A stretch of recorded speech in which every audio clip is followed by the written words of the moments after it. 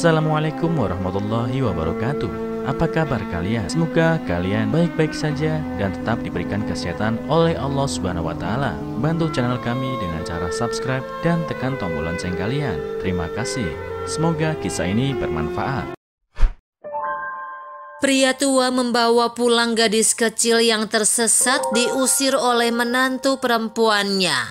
20 tahun kemudian menantu perempuan berlutut, "Paman Li, apakah kamu benar-benar ingin membawa anak ini pulang? Situasi keluargamu sulit untuk mendukung anak ini. Selain itu, apakah menantu perempuanmu Cui Ying bersedia?" kata kepala desa pada Paman Li. Kepala desa ini adalah seorang anak kecil. Jika kita meninggalkannya di sini, dia akan mati membeku. Anak kecil tidak akan makan banyak. Soal Cui Ying, biarkan aku memberitahunya, jawab Paman Li. "Hai, kamu memiliki hati yang baik. Jika kamu memiliki kesulitan, datanglah padaku dan aku akan membiarkan semua orang membantumu," tambah kepala desa.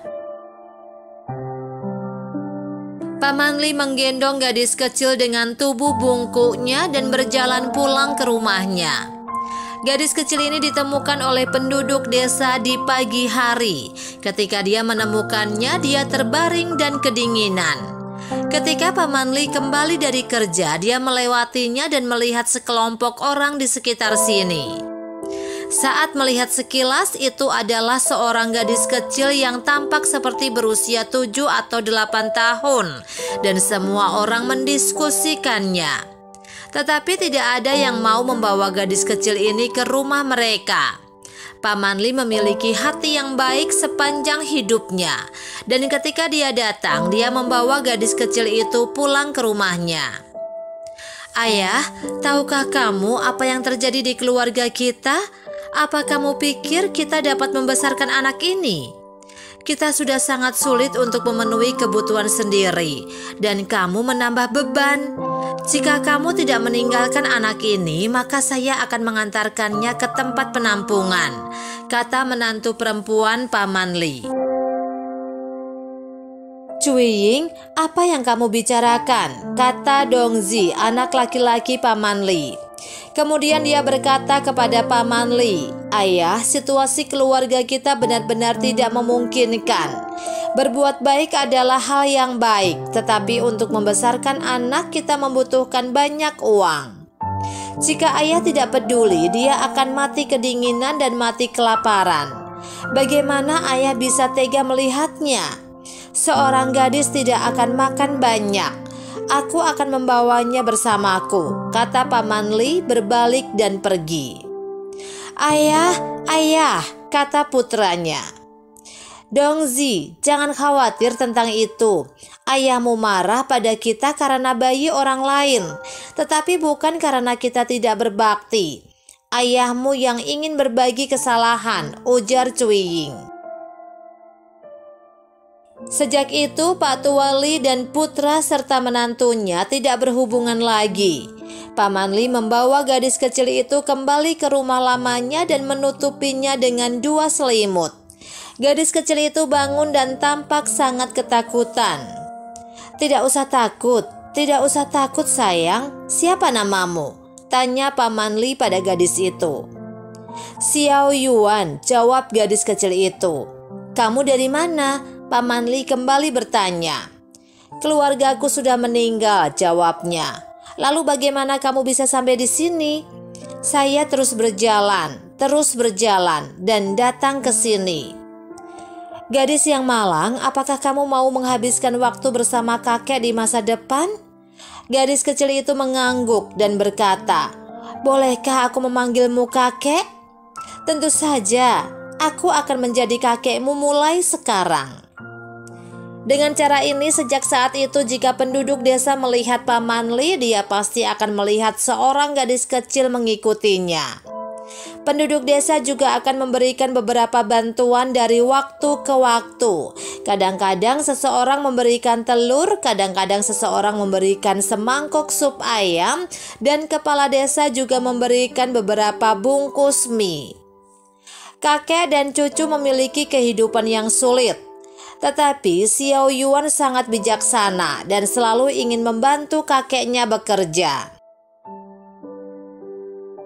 Namun kakek juga khawatir melihat anak-anak lain pergi ke sekolah. Xiao Yuan sudah melewati usia sekolah, tetapi dia hanya bisa bekerja di rumah dengan dirinya sendiri.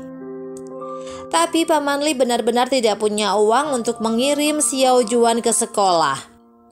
Kepala desa juga mengetahui hal ini dan berkata bahwa dia akan memberikan solusi.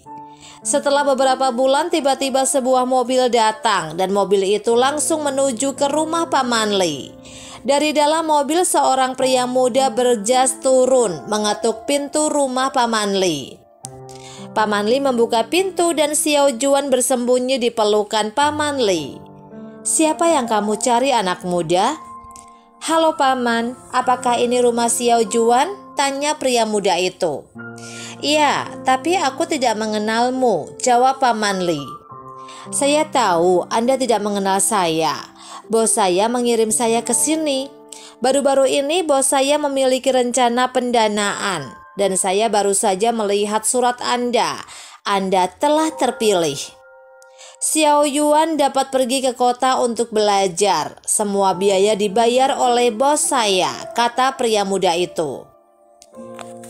"Apa? Surat apa? Aku belum pernah menulis surat," kata Paman Li dan curiga pria itu penipu.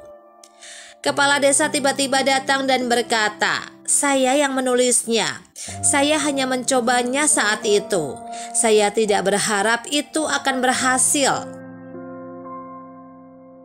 Paman Li Xiao Yuan akan ke sekolah.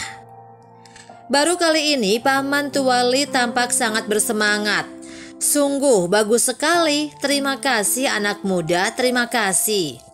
Sejak itu Xiao Yuan pergi ke kota untuk belajar dan akan kembali untuk mengunjungi Paman Li dari waktu ke waktu. Dia juga akan menggunakan uang yang dia tabung untuk membelikan Paman Li beberapa barang yang belum pernah dimilikinya.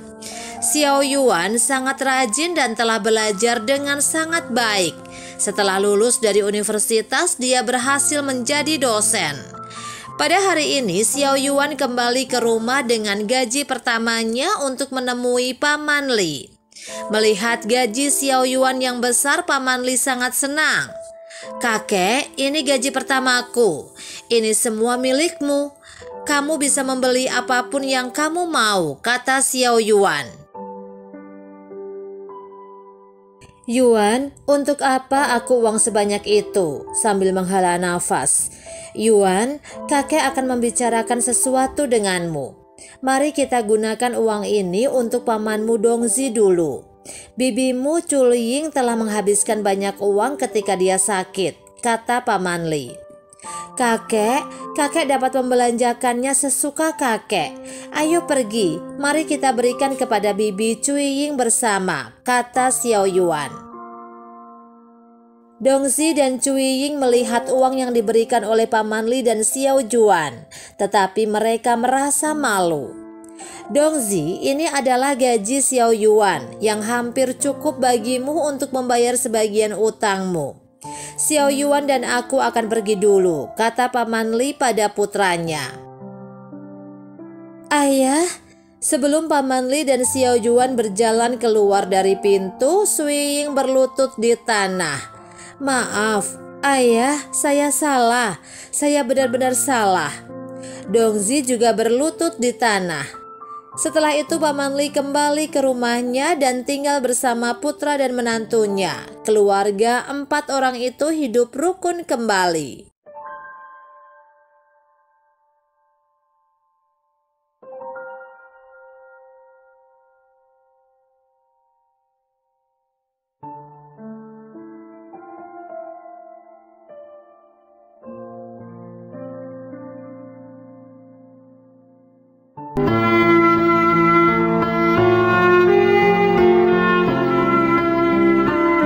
Assalamualaikum warahmatullahi wabarakatuh. Apa kabar kalian? Semoga kalian baik-baik saja dan tetap diberikan kesehatan oleh Allah Subhanahu wa taala. Bantu channel kami dengan cara subscribe dan tekan tombol lonceng kalian. Terima kasih. Semoga kisah ini bermanfaat.